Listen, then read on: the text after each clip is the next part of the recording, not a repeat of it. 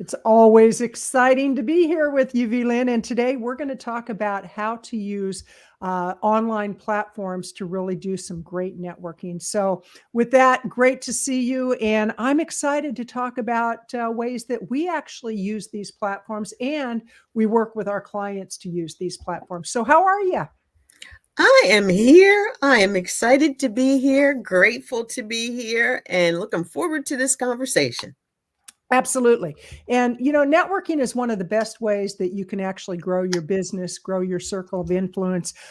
Yet there's an art to it. It doesn't just happen in a vacuum. So, the first thing to realize is that you're dealing with real human beings most of the time. I mean, there's always bots and there's AI, and it's differentiating and really knowing the difference between the two, and not always easy. But with that in mind, let's assume that you're dealing with real people and you're looking to grow your network.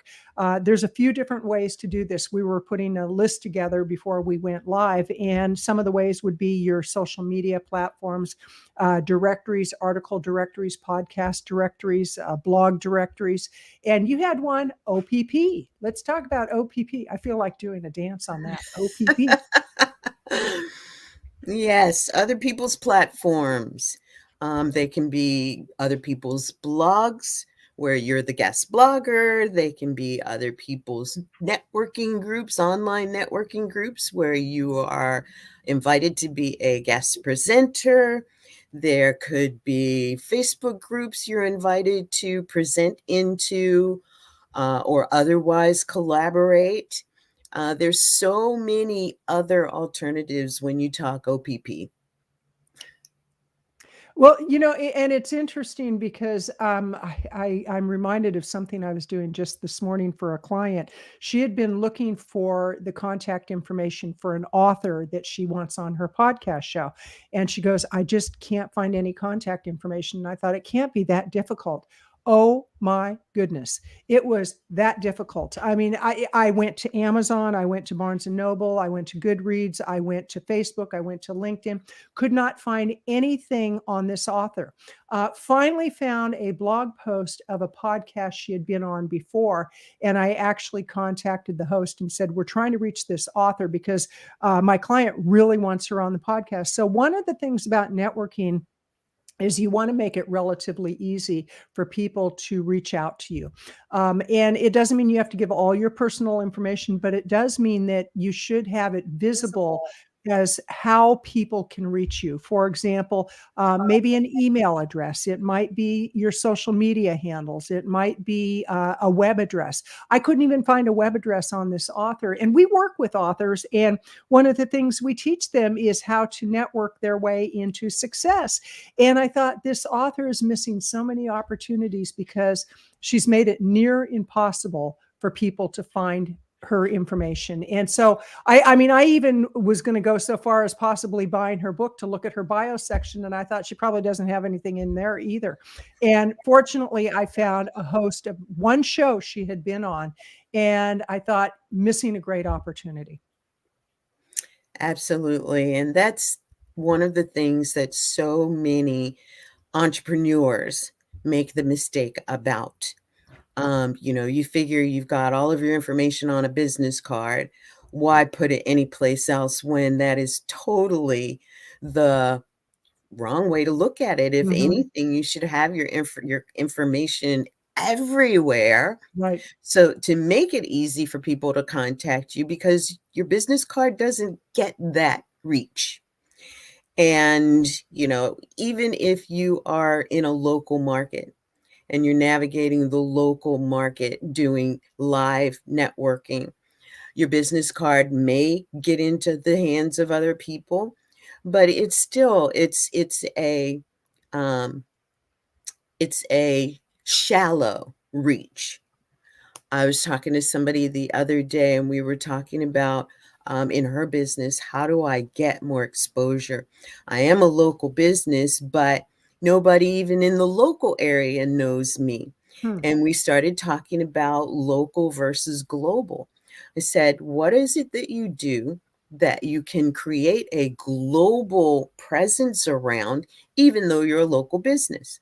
So it's sharing ideas, It's making connections. It's talking about the connections that you've made, the things that you've done. Sharing them in a global environment gives more of your local community an opportunity to find you. And Absolutely. I mean, so many of us miss that, especially if we're groomed in this local thinking. Right, right. I'm amazed at how many opportunities people miss. And I think we should rename this episode to Missed Opportunities. Are you making these mistakes? Because I actually, the two of us, we produce several podcast shows, and oftentimes I'll be doing outreach to people. And it shocks me when somebody is an author, they're a speaker, they've developed digital products, and they want visibility. And then they get invited onto a huge podcast show and they go, oh, I'm a little too busy right now. Reminds me back in the day when pre-internet. So we're going back quite a while, but this was in like the early 90s, mid 90s, where I actually worked with executives and CEOs, teaching them how to work with the local media. And it never ceased to amaze me, the CEOs who would say, oh, I'm too busy to do the interview with the local news channel. It's like, you're too busy? Really? You can't take 15 minutes? Because think of all that reach. And it's the same with podcast opportunities that I just today, I got a notice from somebody, an email saying, I'm sorry, but so-and-so just doesn't have time to do this interview. And it's with one of the largest shows that we produce. And I'm like, really? And I found them actually on a program where it was all about it's about plant-based eating. And I found this person through a documentary and reached out, went through the whole process of getting their contact information, did the introduction the way I always do. And I hit about a 98% rate of yeses when I send out messages. And every time I get rejected, it's like, I think you just rejected, not me, you rejected yourself in a great opportunity. So one of the things about networking on the platforms is if you get invited to a podcast show and it's a fit for what you do, because this person is all about plant-based eating, that's what their business is about, and the show is all about plant-based eating. And I thought, why would you do that? So let's address the missed opportunities in the networks and the platforms that they miss. Missed opportunities can happen all the time, even if you are in a networking situation, online or otherwise, and you don't have I'll call it a pitch, but I don't want you to pitch. You don't have what it is that you're going to say that creates the opportunity for people to know who you are and what you do. Your introduction. And a lot of times when we think of our introduction, we think pitch, and it's not a pitch. It's a get to know you. And when you don't allow the opportunity to get to know you, then you've missed an opportunity because people are thinking, oh, you just want to sell me something. Mm-hmm. And you don't even know if I'm a right fit for you. I don't know if you're a right fit for me. And so one of the things that I love that we do is we have monthly networking events online, global. Our audience is global, and we allow the opportunity for people to get to know each other. We do small room breakout rooms. Right. And we don't do it where you go in and you give your elevator pitch.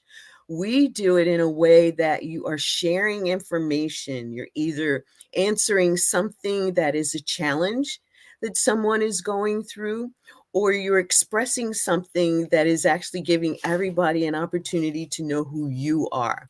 One of our best questions that we ask going in is, what started you on this journey? Got 1 minute, tell your story. That is what people remember. And then when you can tie it to what it is that you do, you've then given people a real sense of who you are and what you do. Mm-hmm. And they can figure out how it is that you make a difference in the world. And a lot of people don't think that networking is about that. They think networking is, let me get a chance to put my wares on the table and I'm selling. It's not a flea market. Oh, I got to tell you, thank you, thank you, thank you for bringing that up, because networking is about the connection. It's about people getting to know you. And networking is not selling. Please understand that, because it happens with my blog where we have real high filters on my vegan visibility blog, and pretty soon that's all going to be on the vegan visibility productions blog. And it never ceases to amaze me when somebody will come on and they start pitching. They don't even comment on the blog post. All they're doing is pitching their stuff. Do you need a VA to do this? Do you need to buy this? Do you need? And it's like that goes into spam. So they've just been flagged as a spammer. And or in a group, a Facebook group, for example, which is a great place to network and build relationships by commenting authentically on somebody's post. But what we have happen in groups, and this happens all the time, somebody will come in and say, buy my thing. It's like, why would we buy your thing? And so as the owner of the group, the owner is probably going to take that off, because again, all you're doing is spamming the people in there. The best way to build those relationships, to build the network, is to, if you see a post, I had a post recently where I basically said, I wonder if people realize that when they eat animal products, an animal died. And that was the question. I didn't realize how much traction I would get on that one comment. Of course, I had the vegans that they were like, yeah, that's true. That's true. And then I had the angry carnivores who were like, that's not true. Animals don't die. It's like, well, okay, where did you get disconnected? But rather than being harsh in my response to people who were carnivores or are carnivores, I actually gave more information, and I was trying to build that conversation. And I actually, in one post, because I didn't want them to think I was attacking, I said, with all due respect, this is not an attack. I'm not judging you, but I do have some information that might be of interest.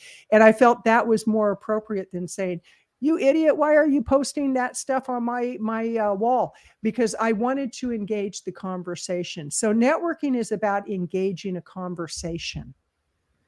It definitely is, and it shows your level of expertise, your communication skills. I've had to work on that. And it shows what you value as a conversation piece. Industry thought leaders will talk about their lane, what's happening in their lane. Seldom will they veer off the road and go in someone else's lane. And when you are doing that, you think about what it is that you are going to share.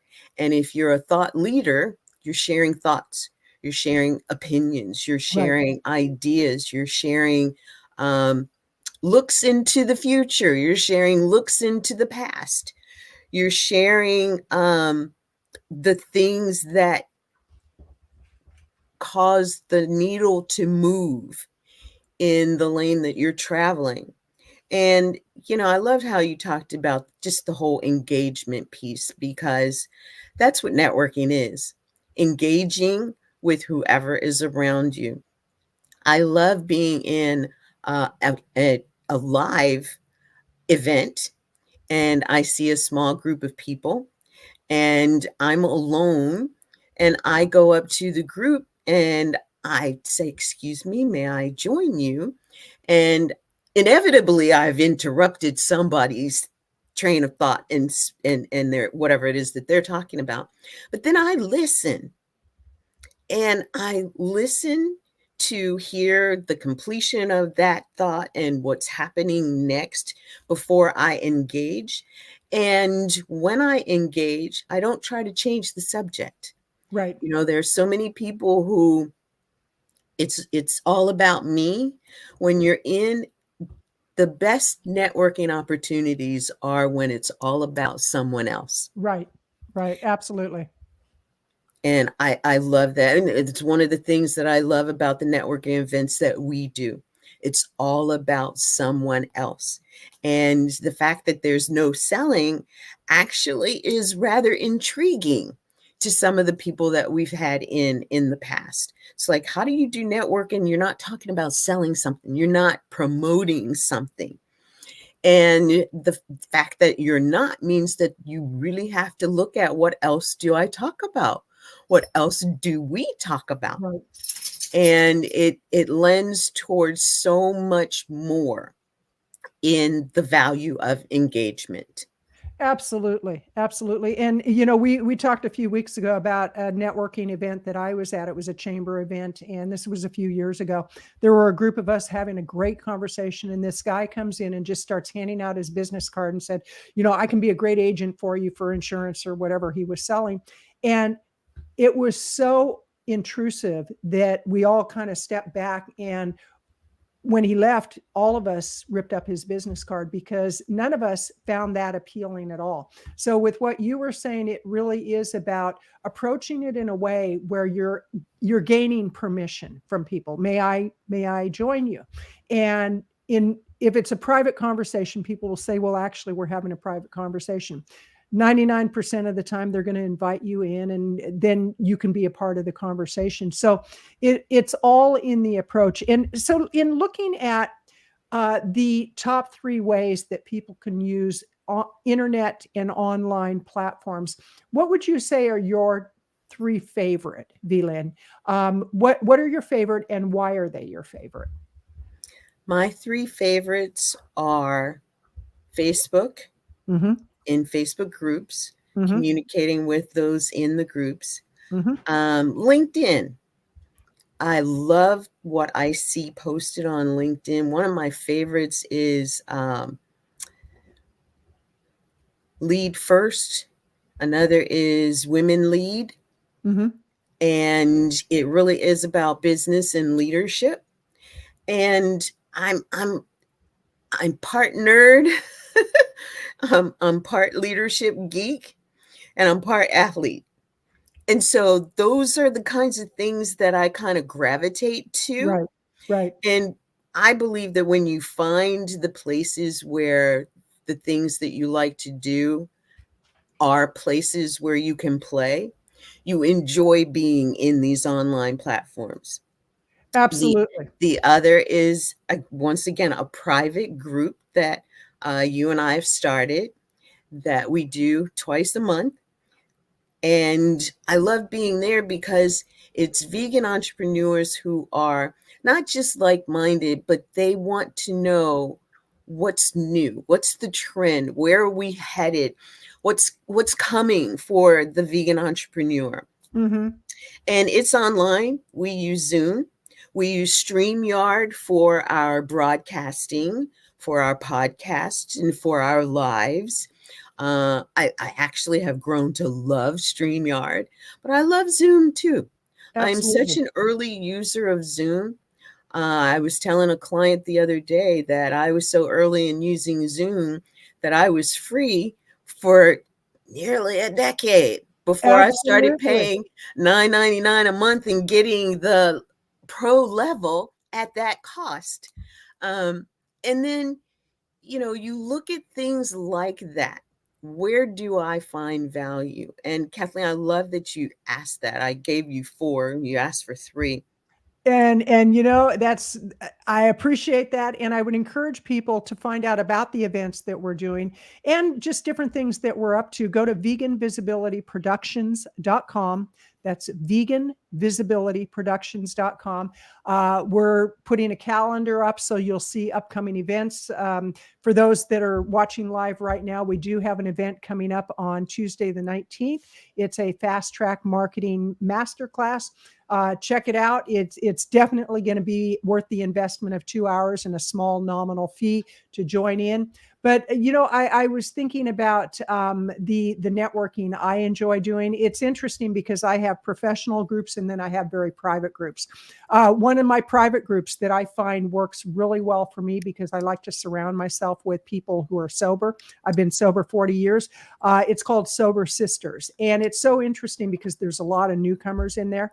And what I have to remember when I'm responding to a comment from somebody who might be sober a week is what it was like when I was a week sober. It's just like being vegan. What I experience as a nearly 6-year vegan is very different than somebody who is a week into the vegan experience, or somebody who's 40 years into it. And so in this group, it's very private. And when somebody makes a comment where you can just tell that they're in a slippery place, I go in and I say, when I was a week sober, this is what my experience was. And I try to do it with love and compassion, because that's a very critical time for somebody. And it's just like with somebody running a business. Somebody who's 6 months into running a business is going to have a different mindset and a different way of viewing business than somebody like us. Between the two of us, we've got about 50 years of our business experience, not our professional. Our professional, I'm going to say it's close to 100 years. Does that make you feel old? 100 years of experience, even more than that. But it means that we have a different perspective and a different mindset. And I think the one thing that I could recommend to people as you're networking online is do it with kindness. To remember that not everybody is in the same position that you're in. Not everybody is in the same space that you're in. For somebody to, let's say that it's a conversation about investing in your business. For somebody who is really on a tight budget, $10 can be to them what 10,000 is to you. Quite seriously, you need to come at every conversation with compassion, kindness, and love. Even in our space, where we're very adamant about the fact that we don't consume animal and dairy products. We just don't do it. And if somebody comes in and they're slamming us, that vegan cult, that this and that, I used to react to that. I mean, it would really trigger me. And my New Year's resolution was to be kinder with those kind of comments and not to react right away. That if I feel like jumping into a conversation and I'm reacting and I'm being triggered, I'm going to step back. I might go on a walk. I might give it a 24-hour cooling down period.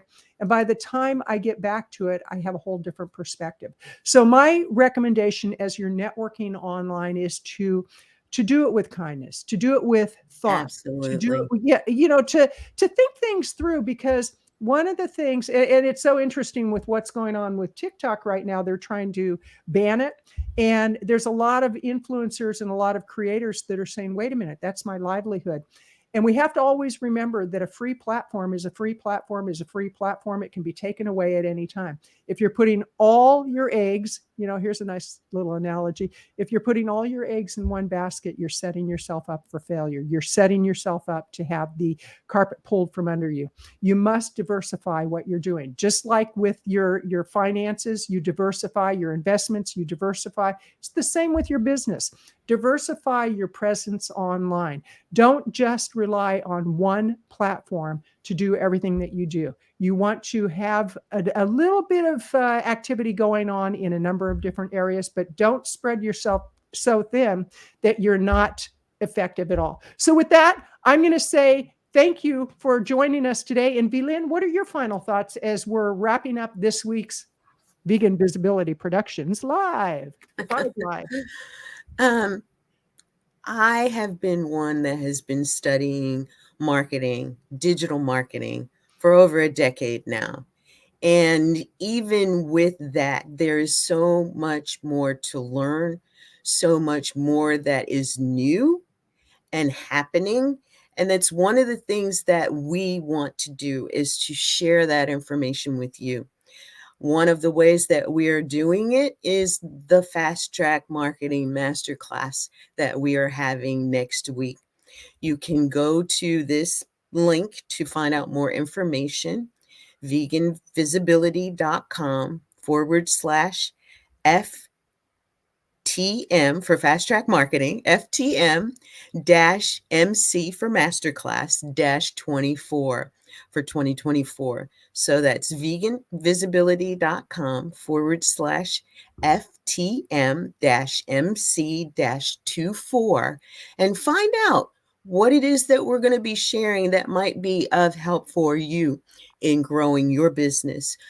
We don't assume that you're not doing well in business. We want to see you do better. Absolutely. We want to see you do more. We want to see you do bigger things to make a bigger difference in the world. And this is one of the ways that we're able to do that. And sincerely hope that you will join us. And we're looking forward to it. Absolutely tootly. So there you go. That's my professional sign off. But quite seriously, have fun in business and come from a place of compassion in all that you do, because right now the world is in a world of hurt and we need more love and compassion. That is a fact of life. So with that, VLynn, always delightful. And we'll see all of you on the other side of next week. Have a great day. See you next time. Bye for now. Bye-bye.